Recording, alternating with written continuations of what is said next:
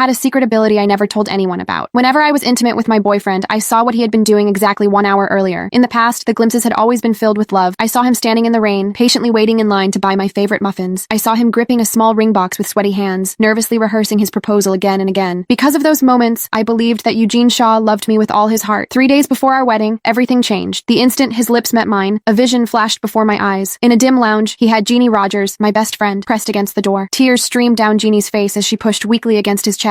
We cannot keep doing this. Melissa paid for my education. She did everything for me. She has been nothing but good to me. If she ever finds out, it will destroy her. Eugene did not answer. He lowered his head and kissed her. His voice sounded rough and unfamiliar. She will never know. And I am marrying her in 3 days. Think of this as one last mistake. The vision vanished as quickly as it appeared. Back in reality, Eugene still held me in his arms. He brushed his hand across my cheek, his eyes warm with affection. Melissa, we are almost married. Are you happy? I looked into his loving eyes and smiled faintly. The love I had seen in those visions had been real. His betrayal had been real as well. After 7 years together, our story ended here. After Eugene spoke, he kissed me again. His lips brushed my cheek with the same tenderness I had trusted for 7 years. But the moment he touched me, another vision flashed before my eyes. Jeannie stood in front of him, her dress wrinkled and her lipstick smeared. She leaned into Eugene's arms with a playful pout. Melissa's so skinny. Do you think she'll even fill out her wedding dress? I went with her to try on the main gown today. It looked empty on her. Eugene chuckled. She is too skinny. Every time I hold her, it feels like I am hugging a bag of bones. Jeannie pretended to frown. How could you say that? Melissa's my best friend. Then she leaned close to his ear. What about me? How do I feel? Eugene said nothing. His hand tightened around her waist. That silence answered everything. Jeannie smiled. Forget it. I'm not stealing you from Melissa. She's waited 7 years for you. It's kind of pathetic. The vision shattered. I was still in Eugene's arms. Nausea rose in my throat and I shoved him away. He stumbled back, startled. Melissa? What's wrong? Before I could answer, the electronic lock beeped. The front door opened. Jeannie walked in wearing a silky spaghetti strap nightgown, smiling as if this were completely normal. Melissa, the shower at my place is broken. Since you live so close, I thought I'd borrow yours. My eyes settled on the thin nightgown. For the first time, I did not pretend not to notice. Jeannie, don't you think it's inappropriate to come to our house dressed like that? Jeannie froze. Her eyes immediately turned red. Before she could say anything, Eugene stepped in front of her. Melissa, Jeannie lived overseas for years. She's used to dressing like this. You're overthinking it. I almost laughed. Of course I knew she had lived overseas. I was the one who paid for her to go. When Jeannie could not afford her first year of tuition, I gave her every cent I had saved for 2 years. At the airport, she hugged me and cried, Melissa, you're the best friend I'll ever have. When I come back, I'll be your maid of honor. Later, Eugene began traveling overseas for work. I was even the one who asked him to look after her. Jeannie's alone there. If you have time, could you check on her? He had ruffled my hair and laughed. You're too kind. At first, he always sent me pictures. He brought her groceries, took her to dinner when she was stressed about her thesis. Later, Eugene appeared more and more often in Jeannie's social media. He carried her luggage, took her to the hospital, stood beside her at graduation. I had felt uncomfortable before, but every time, I reminded myself that one was my boyfriend and the other was my best friend. They only knew each other because of me. Only now did I understand. Crossing the line had not happened overnight. It happened little by little while I kept making excuses for them.